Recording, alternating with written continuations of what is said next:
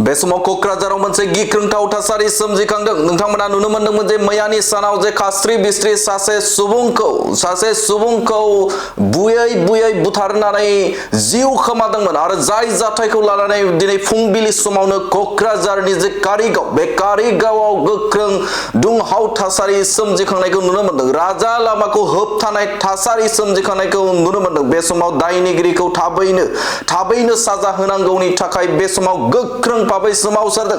बे समनि मोनसे गिदिर खौरां कक्राझाराव सोमजिखांदों। मोनसे दुंहाव थासारि सोमजिखांदों कक्राझाराव जे सोमजिखांदों कक्राझारनि जे कारिगाव बे कारिगाव मैयानि सानाव एबा मोनाबिलियाव सासे सुबुंखौ बे समाव टिपकाइनि सिखोना जोहोलाव बिस्मितखौ बे समाव खास्रि बिस्रियै दुथांफोरा जिउ फोजोबदोंमोन आरो जाय जाथायखौ लानानै कारिगावआव मोनसे गिख्रंथाव थासारि एबा बे समाव जे राजा लामाखौ होबथानानै गोख्रों भाबै सोमावसारनाय हाबाफारि लादोंमोन आरो जायखौ नोजोर बोनानै बे समाव कक्राझार जिल्लानि जे SP आक्साट गार्ग बिथाङा बाथ्रा बुंथिदों जे बे दायजों लोब्बा थानाय 19 सुबुंखौ हमनाय जाबाय होननानै फोरमायथिदों। बे समनि मोनसे गिदिर खौरां कक्राझाराव सोमजिखांदों दुंहाव थासारि।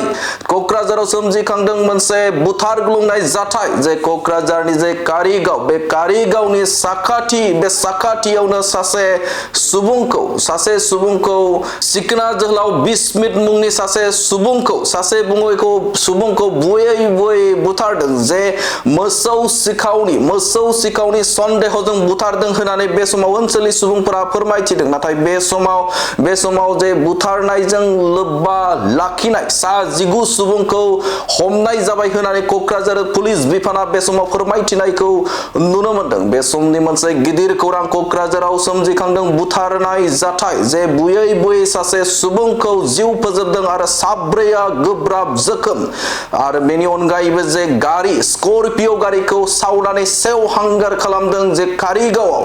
थारैनो मोनसे गिदिर खौरां। बे समाव नोंथांमोना नुनो मोन्दों जे कक्राझाराव मोनसे दुंहाव थासारि सोमजिखांनायखौ नोंथांमोना नुनो मोन्दों आरो जायखौ नोजोर बोनानै बे समाव 19 सुबुंखौ एबा दायनिगिरिखौ जाय दुथां सुबुंखौ हमबाय होननानै जोंनिसिम खौरां सफैदों।